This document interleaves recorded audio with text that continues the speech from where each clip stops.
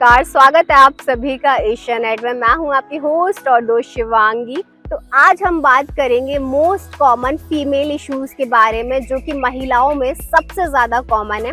इस इशू का नाम है फर्टिलिटी। यस, हम आए दिन पढ़ते हैं कि महिलाओं का जो फर्टिलिटी रेट है वो लगातार घटता जा रहा है। इसके पीछे तरह तरह के कॉजेज हैं। उनकी इम्बैलेंस कह सकती हूँ, अनसिस्टमेटिक लाइफस्टाइल है, अनहेल्दी फूड है, अनहेल्दी स्लीपिंग हैबिट है। ऐसी बहुत सारी चीजें हैं जो कि उनके फर्टिलिटी रेट को लगातार घटा रही हैं। और सबसे जो कॉमन इशू है वो ये है कि महिलाओं का देरी से कंसीव करना, यानी कि एक बहुत लंबी उम्र के बाद। आजकल क्या हो रहा है, कई फीमेल जो हैं वो लेट उम्र में शादी करती हैं। इसकी वजह से क्या होता है, उनके जो कह सकती हूँ मैं स्पर्म की जो क्वालिटी है, जो उनके अंडे की जो क्वालिटी है वो धीमे धीमे घट जाती है। इसके कारण उनको कंसीव करने में प्रॉब्लम होती है, यानी कि प्रेगनेंसी प्लानिंग करने में उनको बहुत ज़्यादा दिक्कतों का सामना करना पड़ता है। क्योंकि उम्र के साथ लगातार आपकी जो बॉडी है वो एक परिवर्तन की ओर आगे बढ़ रही है। आपकी बॉडी में उतनी ज़्यादा कैपेसिटी नहीं बचती है कि वो एक हेल्दी अंडे को सेव कर सके। इसीलिए कई लोग होते हैं जो कई सेलिब्रिटीज़ को आपने सुना होगा जो कि अपने एग्स को फ्रीज करा देते हैं, यानी कि उनको भी पता है कि एक एज के बाद उनकी बॉडी में एग्स नहीं बनेंगे, एग्स फॉर्म नहीं होंगे। इसी वजह से वो अपने एग्स को फ्रीज करा देते हैं, ताकि इन फ्यूचर भविष्य में जब उनको लगे कि वो प्रेगनेंसी करना चाहते हैं या बेबी प्लानिंग करना चाहती है, कंसीव करना चाहती है, तो उन फ्रोजन एग्स के द्वारा वो कंसीव कर सके।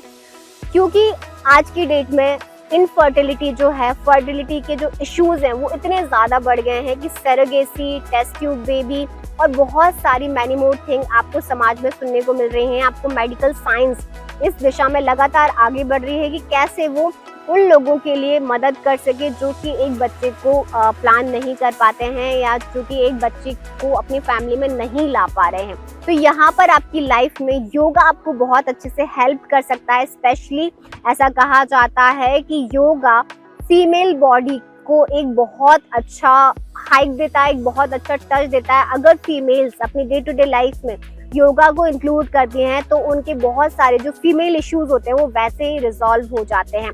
हम जानते हैं कि हर फीमेल हर मंथ पीरियड्स के द्वारा गुजरती है, मेंस्ट्रुएशन की प्रोसेस के द्वारा गुजरती है, लेकिन एक उम्र के बाद कई लोगों को प्री मेनोपॉज आ जाता है, यानी पीरियड की जो कंडीशन है वो खत्म हो जाती है। वो क्यों होता है? क्योंकि हमारी बॉडी में हार्मोन इम्बैलेंस हो रहे हैं। हम जिस तरीके के लाइफस्टाइल में जी रहे हैं, एक फीमेल के ऊपर बहुत सारा प्रेशर है, करियर का, बच्चों का, फैमिली का, शादी का एंड मैनी मोर थिंग। एक मेंस पर भी है, पर क्योंकि मेंस में मेंस्ट्रुएशन नहीं होता है, इस वजह से उनको हार्मोन इम्बैलेंस नहीं होते। लेकिन फीमेल्स में चूंकि वो आगे चल के एक बेबी को कंसीव करेंगे, एक बच्चे को जन्म देंगी, ऐसे में उनके हार्मोन्स का बैलेंस होना बहुत ज़रूरी है। उन इम्बैलेंस की वजह से जब आपकी बॉडी में हार्मोन का इम्बैलेंस होता है तो सबसे पहले आपके पीरियड्स में इरेगुलरिटी आती है। जब पीरियड्स में लगातार इरेगुलरिटी आती है तो उसके बाद आपकी ओवरीज में प्रॉब्लम आती है। ओवरीज में प्रॉब्लम आती है तो धीमे धीमे आपका थायराइड इम्बैलेंस होता है, और ये धीमे धीमे आगे चल के बहुत बड़ा फर्टिलिटी इशू बन जाता है। तो इस फर्टिलिटी इशू को मेंटेन करने के लिए आपको मैं यहाँ पर बेसिकली 3 प्रैक्टिसेस बता रही हूँ, जो कि अगर आप इंक्लूड करते हैं तो आपकी ओवरीज हेल्दी रहेंगी, और साथ ही साथ आपका जो प्रजनन तंत्र है वो बहुत ज़्यादा हेल्दी होने वाला है। इसमें सबसे पहले तो आपको बटरफ्लाई पोज करना है, यानी कि तितली आसन करना है। तो इस तरीके से अपने लेग्स, दोनों पंजों को जोड़ें, लेग्स को फैलाएं एंड धीमे धीमे इस कंडीशन को करें।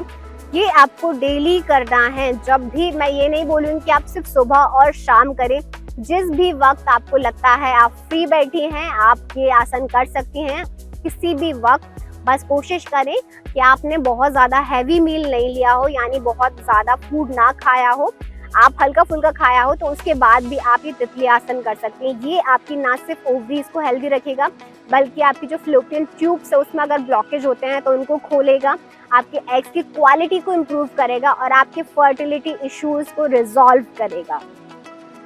तो इस तरीके से आपको लगातार ये करना है। कोशिश करें कि, और इसको श्वासों के साथ अगर आप करेंगे तो और ज़्यादा बेनिफिशियल होने वाला है।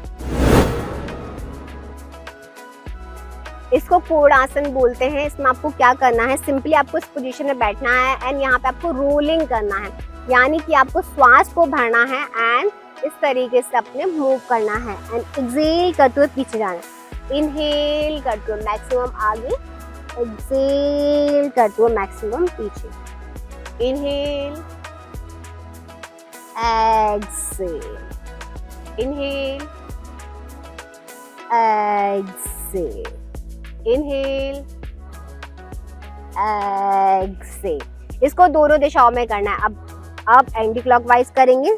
Excel, inhale, exhale, inhale, exhale, inhale, exhale and inhale and relax. इसको आपको क्लॉकवाइज भी करना है एंड एंटी क्लॉकवाइज भी करना है। 20 राउंड आप क्लॉकवाइज करें एंड 20 राउंड आप एंटी क्लॉकवाइज करें। जब भी आप तितली आसन करते हैं तो इसे जरूर इंक्लूड करें। ये आपकी बेसिकली जो लोअर एरिया, जो एब्डोमिनल एरिया है, जो हमारा प्रजनन तंत्र एरिया है, उस एरिया को बहुत हेल्दी रखने में ये आसन आपकी सबसे ज्यादा मदद करने वाला है। नंबर 3 पे आपको क्या करना है? नंबर 3 पे आपको मैं आसन नहीं बता रही हूँ, ये एक प्राणायाम है। इसमें आपको रेचक करना है। रेचक क्या होता है अब आप जान लीजिए।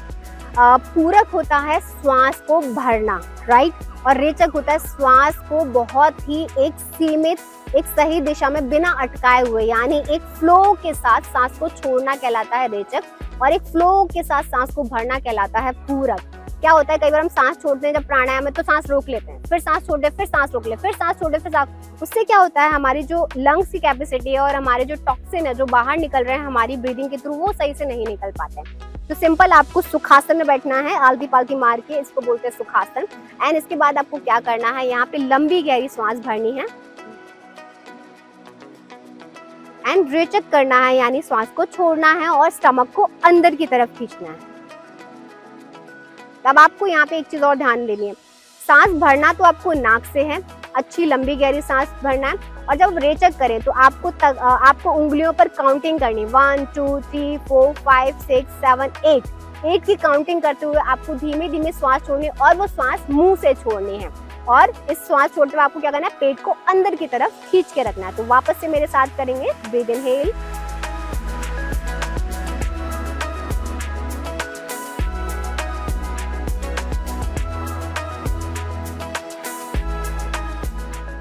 रिलीज। वापस से श्वास भरेंगे, श्वास छोड़ेंगे और पेट को अंदर की तरफ खींचेंगे।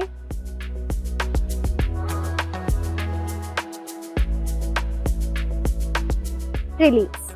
तो इस प्रैक्टिस को भी बहुत सिंपल है, आपको बहुत ज्यादा शरीर को तोड़ना मरोड़ना नहीं है। आप किसी भी कंडीशन में कहीं भी बैठे बैठे कर सकते हैं। ये आपकी जो हार्ट बीट है उसको भी मेंटेन करेगा, आपके ब्लड प्रेशर को भी मेंटेन करेगा, और आपकी बॉडी में जो टॉक्सिन लेवल बढ़ा हुआ है उसको ब्रीदिंग के थ्रू बाहर निकालेगा।